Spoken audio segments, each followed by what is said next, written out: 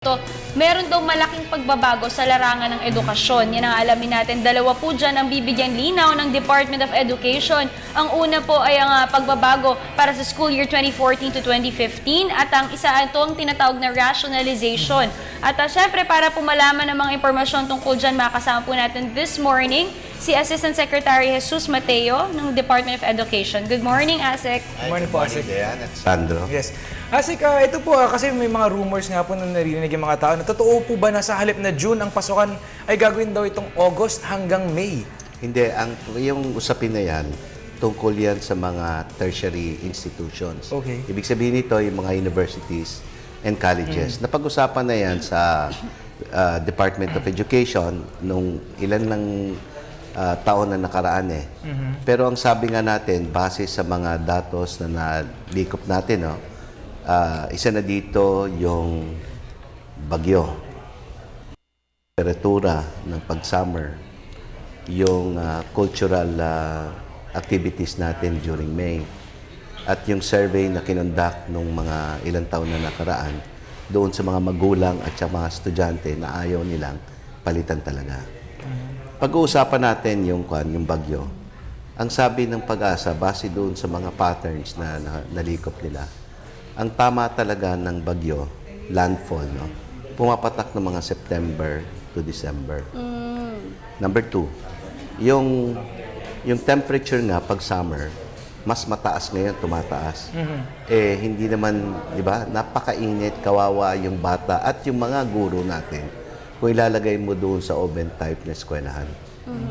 Number 3, di ba pag summer break, dito yung nag-harvest ang mga karamihan ng farmers, no?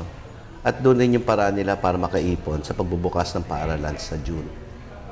Number 4, yung mga piyestas natin, talagang community activity na yan eh. It's a regular activity ng mga komunidad kung saan lahat ng mga membro, di ba, sumasali, pati mga bata. Yes. Tapos kung papalitan natin yan, maapektuhan yan o di magsususpend ka na naman ng classes.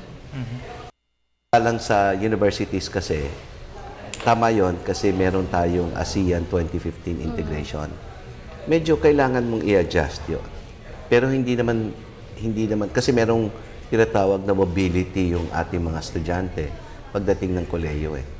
So, Asik, ano po ba ito? Kamusta na po ba? Meron na po bang na-confirm na date kung kailan talaga o mauusog po? Well, hindi. Nakapag-usap na po ba? Hindi. Hanggang ngayon nga, sabi ko nga, ang Commission on Higher Education, 3 universities yung nag-uusap yata. UP, Ateneo, Lasal. Ang nag-uusap kung pwede nilang i-adjust yung kanilang school calendar. Pero I think it's meant for the universities. Alright. Ngayon naman sa usapin pa rin ng edukasyon, alamin natin yun nga, very timely ngayon sa Typhoon Yolanda. Paano po yung mga estudyante na mga survivors po ng Typhoon Yolanda? Kamusta po sila ngayon? Mabuti naman. Alam mo, nagbukas tayo ng klase.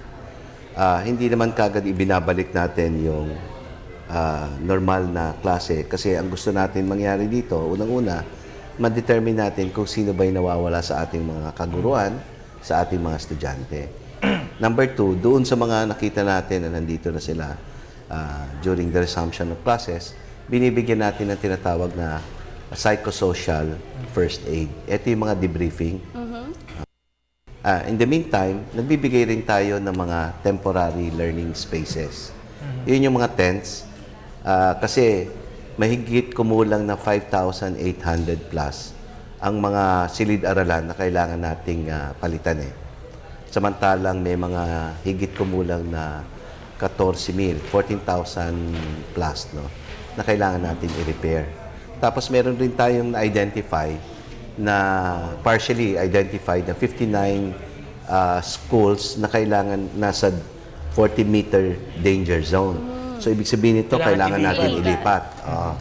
Ililipat natin to. Pero Asik, gusto ko malaman, ngayon ang ginawa ata, no, Sandro, parang mas niluwagan nila yung mga survivors ng Yolanda, yung mga students. Kunyari, papasok sa mga universities dito sa Manila, parang ginawa ata nila, mas less na yung mga requirements sa kailangan or mas hindi sila strict. Well, sa universities, that's correct, no? Kasi alam mo, sa akon lang naman tayo eh, elementary and secondary.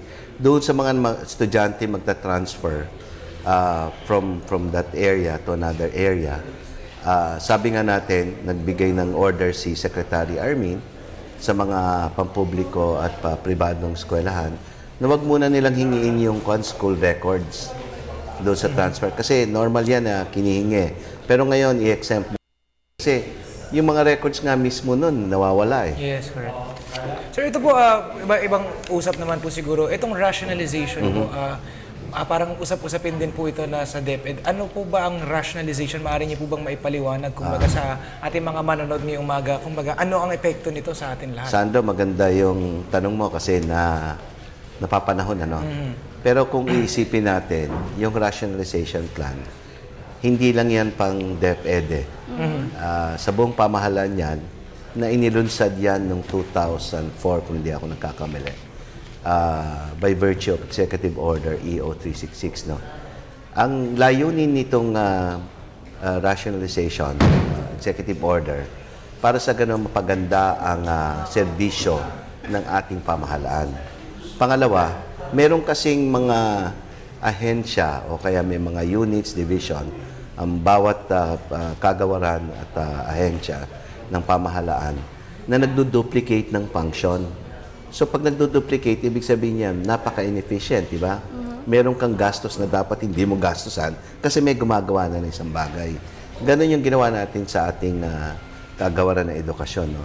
Nag-rationalize tayo, nag-submit tayo ng ating plano noong 2006.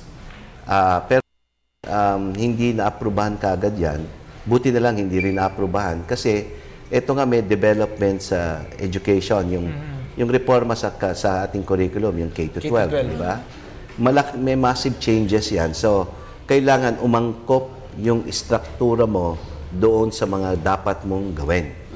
Ngayon, ang daming balita nga na madami raw malileo. Hindi naman totoo yun. Kasi ang gagawin lang natin dyan, titignan natin yung panibagong struktura, ano-ano yung pangangailangan nun. Ima-match natin yung mga apektadong personnel, whether regular yan o kaya contractual o casual, ima-match din doon sa pangangailangan ng panibagong struktura natin. Okay, kasi I'm sure Asik, marami po ang natatakot kumbaga na parang mawawalan po ng trabaho at syempre iniisip nila. Tatanggal nga ng mga empleyado. So iniisip nila, sino ba ang apektado dito? Mga contractual lang Well, po ba? definitely ditong December, hindi naman tayo magtatanggal, no? Nagpe-place lang tayo eh. Pero doon sa mga casual and contractual, eventually nga, dapat mawala na rin to, i-regularize natin. Kaya lang, ito lang yung mga in-approve sa ating mga items of positions. Okay. Ngayon naman, Sandro, alamin natin, overall po, kamusta naman po itong bagong education system na ating bansa, itong K-12? Okay naman, ano? Patuloy natin na ini-implement on a gradual basis K-12. In fact, gusto nga natin i-advance na ngayon yan. Kaya nagsulong tayo ng parang senior high school plan natin. Ina-advance natin ngayon yung implementasyon niyan. Kung maalala nyo, Sandro Dayan, di ba nagpatupad tayo ng grade 1 and grade 7 curriculum last year. Yes. Ngayon, grade 2 and grade 8. The following year, yung grade 3 naman, at saka yung grade 10. At sinusunod natin yun. Para mahirap kasing biglain eh. Dahil ang usapin nito ay massive reform doon sa curriculum natin. Yes. Pero ang kagandahan lang nito, kanina nakita natin, yung tungkol doon sa technical vocational, ano, inilalagay na natin kasi doon sa ating curriculum yung mga ganitong skills. Kasi hindi naman lahat ng mga kabataan natin will eventually go to college. Wala namang guarantee talaga pag nasa 4-year degree ka, automatic magkakatrabaho ka. Dito sinusiguro natin, kasama natin ang Commission on Higher Education, kasama natin ang TESDA, DOLE, at iba pang mga sangay ng pamahalaan natin, pati civil society group, pati private sector, doon sa usapin ng K-12. Siguro at this point, no, meron po ba tayong magagandang plano or lineup of activities for Department of Education for for next year, 2014? Well, definitely, no. Ito connected rin to doon sa tinatawag nating K-12 eh. Kung maalala nyo, Sandro Dayan, yung ating shortages noong 2010, nagsimula tayo ng 2010, halos mako na natin yan, matapos na natin. Tapos na natin yung sa textbooks, tapos na natin yung doon sa seats, yung school building, halos patapos na, kaya lang nga itong calamidad dito. Pero for 2014, ang tinututukan natin ngayon, yung ating computerization program. Kasi in the past, ang computerization program natin, limitado lang doon sa mga high school. Ngayon, nagbibigay na rin tayo unti-unti doon sa 38,000 elementary schools. Ganun din sa usapin ng science and math equipment. Kasi ito yung mga subjects na kailangan natin para maging competitive ang ating bansa. Alright. Alright. Maraming salamat sa inyong panahon. At syempre, ang daming nabigyang linaw sa atin ni ASEC ngayong umaga. Thank you so Mga much for issues joining us importante. this morning. That was ASEC Jesus Mateo ng Department of Education. Thank Thank you, you. Dan. Thank you, Sandra.